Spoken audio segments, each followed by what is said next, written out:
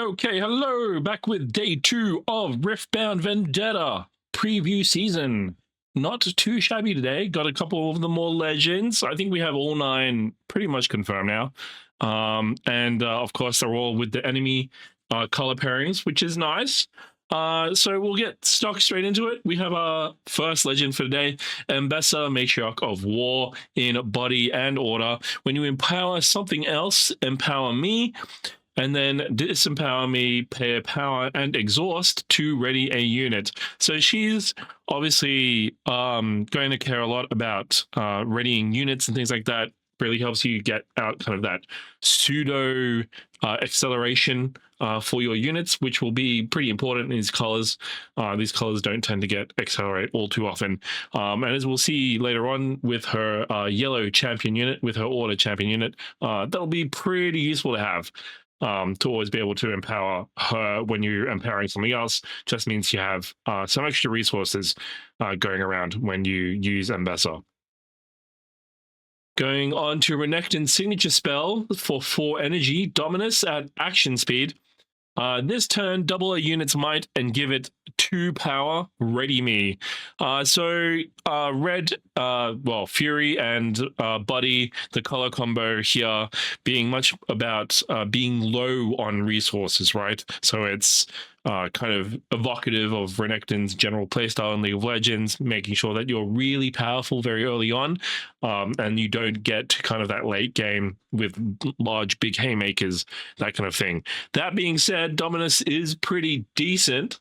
Not costing power is pretty nice. Means that you have more runes to recycle to then use that ready effect on your big units. So I think Dominus looks pretty sweet in the Renekton deck. We'll have to see if actually sticking to the 4 or less rune kind of archetype does actually pan out.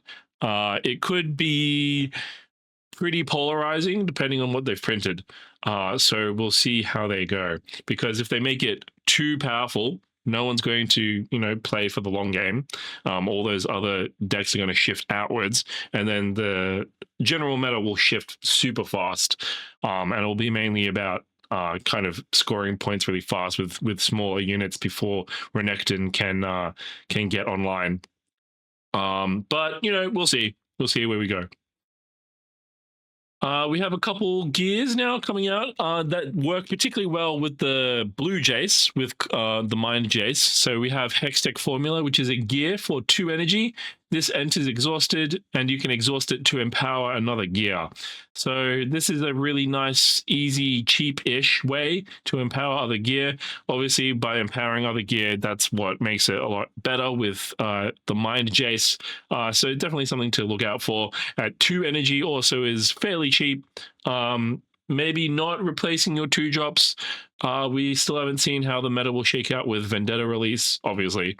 So right now you're still probably playing 8 2-drop units, but not having to spend the huge sometimes empower costs, especially if you're in Jace, you'll be in Mind and Body, so Body is not going to be very, very cheap. It should work out pretty nicely if the empower effects are useful enough to just windmill slam a 2 energy gear in your deck. The next one, we have 3 energy for a Mind Gear, questionable Tome. Empower for just exhausting it, which is nice. Disempower this, pay 1 energy, and exhaust it to draw 1. So this is a lot of resource just to draw 1, and probably not worth the card in your deck. Most Mind decks already are running 3 stupefies, which does a lot more effect stuff on the board and still draws 1, and is a pretty nice cantrip. This basically draws you a card on average like once every 2 turns, because you have to exhaust it first to empower it, and then you exhaust it again the next turn to draw the card. And then you have to exhaust it the turn after again to empower it again, because it disempowers when you draw. So I don't know if this is worth it. Maybe it's a one-off just to try digging through for it. And if you're a gear-focused deck, maybe. But I think for a 3 energy, repeatable card draw like this needs to be maybe a little bit more powerful than this. Maybe if you didn't disempower it, 1 energy and exhaust for drawing 1, so you could do it every turn, might be better. Because it is only at regular speed. It's not at action or reaction speed, so it's not like it's going to give you much advantage in showdowns or anything like that. So yeah, we'll have to see where that ends up. We have a couple battlefields revealed today as well. So Piltover Forge. While you control this battlefield, the first friendly gear activated ability played each turn costs 1 energy less. So with the gear we just looked at, this would mean that you only have to disempower and exhaust it to draw 1, which is kind of nice. Yeah, it notably will reduce equip costs. Because if your equip costs like energy as well as power, so maybe good, maybe not. Probably most equipment decks probably aren't looking at this too much, only because most of the equipment that we have in the game right now still costs just power. But you know, we'll see where we go. Next, we have Shady Spectacles. So 4 energy for a equipment gear in order, has an equip cost of 1 energy and 1 order power. So this would actually benefit from the Forge. As this is attached to a unit, choose another friendly unit. The equipped unit becomes a copy of that unit for as long as this is attached to it. So this is pretty interesting. It means you can get double death knells, double copies of triggers, things like that. Especially if you're in Mind and Order, you're probably looking at equipping this to your tokens, Invicta or something similar, to then get more value out of, say, your Watchful Sentries or your birds or Echo, even if you're trying to go for, you know, the big combo. So I think, if my understanding of the rules is correct, that you should still be able to get the death knell effects, because the that it is referring to on this card refers to the game object, not necessarily like the unit. So as in the game object of the card itself, of the token itself, actually matters if it hits the graveyard, not necessarily the, like, because when the Shady Spectacles become unequipped, you're no longer a copy of it, right? So when it hits the graveyard, the Shady Spectacles aren't equipped anymore. But up until that point, the actual game object itself that it was equipped on still hit the battlefield, still hit the graveyard or the trash. So I think it should still work. I can see the argument for it not working as well. I'm not sure. A judge that knows the rules better than me will probably have to step in at some point and clarify this before Vendetta comes out. But either way, it works. It's a pretty interesting gear. Definitely makes some of your triggers much more worth it. But for 1 energy, 1 order power for equipping, it better be a damn good effect that you're getting out of it. Nonetheless. Moving on, we have a 2 energy 4 might calm unit, Ol Poro, that has the text, I can't be played on your first, second, or third turns.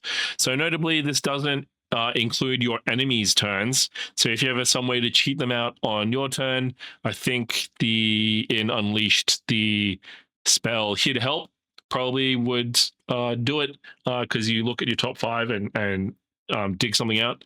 So that could be one way to cheat this out. But otherwise, if you're playing this fairly, I don't think it's good enough. First, second, or third turns is pretty much almost the entire game if you don't have another 2-drop. I don't think this is replacing any of your initial 8 2-drops in your main deck, because it's just too slow. You need something out really fast to be able to score points and keep up with your opponent. So unless there's some way to cheat it out on your enemy's turns, on your opponent's turns, I don't think this is really going to see all that much play. We have next a 3 energy, 3 might mind unit, Apprentice Mage. It has Empower for 2 energy. When I become empowered, predict 2. And then the empowered ability itself is actually, I have +1 might. So you're paying 5 energy for a 4 might unit with predict 2. I mean, it's kind of okay, I guess, in mind. Probably not where exactly you always want to be in constructed. Maybe in limited, it's good enough because there's predict two is still fairly powerful. Being able to rearrange your deck and then probably draw it with something else. So yeah, I mean, it also breaks up the cost. So 3 energy for 3 might first is okay. It's on rate. But 5 energy for 4 might unit predict two is probably not somewhere you want to be, especially because your opponents can still react to the empower trigger and just kill it. You will still get the predict two, but you won't have the body left behind. Whether you want to pay 2 energy for a predict two is probably not where you want to be, especially when Stupefy is part of the format. Speaking of Stupefy, we have another mind spell, 1 energy and 1 mind power for Mesmerize at reaction speed. You can choose one, return a friendly unit to its owner's hand, or give an enemy unit -2 might this turn. So as I mentioned with Stupefy is 1 energy only. Give a enemy unit -1 might and draw a card, so it replaces itself.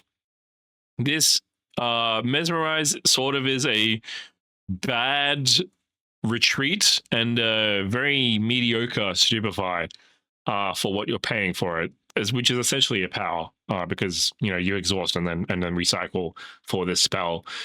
I don't think it's good enough. Retreat is pretty nice, but it's also hardly played in the meta. So I don't think this is worth it. I don't know if the modality will be worth it, especially because Stupefy exists and replaces itself. Get to another look at something which might be another Stupefy. So you're essentially getting, almost the same 2 energy. You're spending 2 energy for looking at 2 cards for -2 might. So I don't know. It'll only really matter if deck efficiency, if card slot efficiency becomes really important. And right now, most of the time, games finish just too quickly for your deck slots to really matter too much. The fastest deck that goes through most of their deck is probably Diana at the moment, just due to how much draws and recycling and trashing she does with Hui. So I don't think Mesmerize is going to be good enough, but we'll have to see. Could always be wrong. Next, we have the Order champion unit for Shen. Shen, leader of the King Ku Order, for 6 energy, 2 Order energy. 2 Order power, excuse me, for a 7 might unit. Has shield +1 while he's defending, and when I hold, if there is exactly one other unit you control here, you score 1 point. So if we compare it to the other Shen unit, the Calm Shen unit that got revealed as well, that also cares about holding with exactly one other unit you control here, you draw 1. So yeah, I don't think either one of these are that good. Having no deflect really hurts this, especially on both units. Actually, having no deflect really hurts it because they can like star-cross you, and you're kind of shit out of luck. So I mean, it kind of plays into the really, really old. Oh god, it's probably like 13-year-old now. OGN, like really, really OG. LCK OGN broadcast with Monty and Doa with the WTF 2 Shens kind of meme. That's kind of funny. Probably not what they intended with both the Calm Shen and the Order Shen. But yeah, Shen champion units don't look to be it, unfortunately. The key barrier does help a little bit against big decks, against Elder Dragon and stuff, but yeah, this is a lot of energy. There's a lot of resources to put in to score an extra point, draw an extra card. I mean, they're high might units as well, but I don't see any real way in a chaos dominated meta this really becomes all that powerful. Maybe you have to keep up like Defies and not so fast for this to keep it online. But given that most of the bigger decks, bigger parts of the meta share, I should say, are more focused about double conquering on evens, on 2, 4, 6, 8, rather than holding. I don't know if this is good enough, but we'll see. So we have also Mel Champion unit for Calm, so blue, 4 energy, 1 Calm power for a 4 might unit. Mel, newly awakened. When you play me, draw 1, Empower for 3 energy. And the empowered ability is your spells and abilities can't be counted. If a spell or ability you control would give negative might to a unit it chooses, it gives an additional -1 might. So this is pretty cool. 7 energy, 1 mind power is a lot though to get uncounterable spells and abilities. Probably you might look to play this in Diana. It might replace maybe 1 Vex Apathetic because it does synergize a lot better with the rest of your deck. Vex Apathetic's ability is just, incredible in general. That's why you kind of played a 4 energy, 4 might thing that stuns and make sure that all your accelerated units for your opponent can't actually do anything. But this is actually synergizing mostly more with your deck. It does cause an extra power, which kind of sucks. But 7 energy, 1 power might be worth it. Your stupefies instantly become 100% more effective because -1 goes to -2. And also ensures that your Starcross and stuff can't be counted. Could be pretty cool. I'd have to double check the exact wording on the deflect ability, because if deflect says it counters the spell, then Mel would let you just ignore deflects essentially, because you could just not pay the deflect cost. But I'm pretty sure it's untargetable. Deflect is untargetable, not that it counters the ability. So I don't think I think you'll still need to pay the deflect cost, but not being counted is nice. Make sure that you can push through all your Starcross and stuff. So yeah, it doesn't help if there's still conditional stuff on your spell though. So for example, like Gust is 3 might or lower. If they pump it higher than 3 might, then it's an illegal target. It's not getting counted. So that would still not help you in that situation.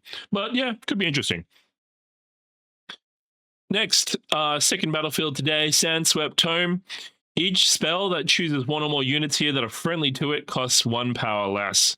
I think there was something going around with the Dancing Grenade in Unleashed, the red spell that's supposed to work with Jen a lot. That way you can kind of tag your own units, because then you can also bounce it with Raven Bloom student and 1 other thing, I think. And then the Raven Bloom student will essentially get plus infinite might because each Dancing Grenade counts as an extra spell. I'm not 100% sure. I just looked it up.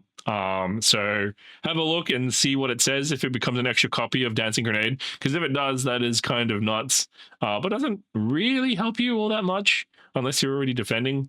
Yeah, but yeah, pretty cool. We have the Buddy Jace that got revealed a little while ago, I think, with some of the Showdown decks, but we have it officially revealed here. So 4 energy, 1 body power for a 5 might unit, Jace, hammer in hand. When I become ready, choose 1 to give me this turn. So the 3 choices are Assault 2, Deflect 2, and Ganking. This goes nuts in Master Yi. Like this, just you slot this in, you can give him all 3 basically pretty easily. Yeah, it just goes nuts to Mr. Yi in Master Yi, not Mr. Yi, Master Yi. When you're ready, Jace. So especially with all the first mates and stuff, so it's not too difficult to get all 3 in 1 turn, I don't think, in a Master Yi deck.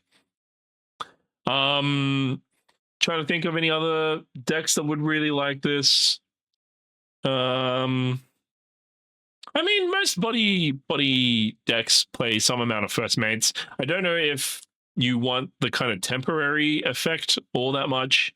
Maybe you'd probably rather Windmill Slam, something more powerful, than having this Assault 2, Deflect 2, like ganking, cute stuff. But who knows? You at least get 1 every time, which is nice. So yeah, we'll see how we go. The first mates running around, I should say, and then readying each turn means you get at least 2 out of 3, probably on average. Last, we have an Akali spell. So 3 energy, 1 fury power for a regular speed, slow speed spell. Perfect execution. Ready a unit and give it assault 3 this turn. And it also has flow for 3 energy and 1 fury. These all being at slow speed, so we've seen 2 of them now, Perfect Execution and Twilight Shrouds. Both of them being at slow speed really make them kind of really meh. Readying a unit and giving it Assault 3 this turn, and specifically at this energy and power cost, is a little bit awkward because Akali's Legend is, like, to empower it is the same cost. So I don't see why you wouldn't just empower Akali most of the time, and, you know, play Cleaves instead. Because when you empower the Akali Legend ability, it readies it once you pull it out of the showdown. I mean, it's a little less restrictive timing since it's slow speed. You can play it on your turn at any time, not just during a showdown. But the Akali Legend lets you do it during your opponent's showdowns. So there's a little bit back and forth there. I don't think this is good enough. The flow cost does help it a little bit, but in Akali, that doesn't really look to necessarily do a lot of self-discard, self-mill, self-burn, I should say, in Riftbound. I don't know if it's good enough, but we'll have a look at all the other spells that are coming out. Of course, it's only day 2 of official preview season, so, you know, there could be a lot more other things to help support it as to his inclusion in the deck, but this is probably something I'm not looking too much into because the Akali Legend is, you know, fairly similar cost, but it's permanent at showdown speed, and you can play Cleaves to give, you know, Assault 2, which is almost the same, but at a lot lower cost. So yeah. Lastly, another crystal skin got revealed. So Sona Harmonious from a little while ago. So readying 4 runes while they're at a battlefield at the end of turn looks really nice. Probably will be, you know, sought after as Vendetta keeps going. And that'll bring us to the end of today's previews. A little bit of something for everything. I think the Renekton's signature spell does really help support him with his whole 4 or less units runes plan. Being the ability being 2 power ready me does help support that and still let you maintain tempo with readying it.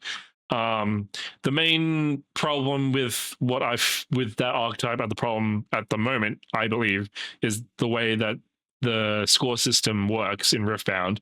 You can't ever score more than 2 points, generally speaking, in a game. So you can't go full turbo aggro and win the game just off, you know, 1 turn or whatever.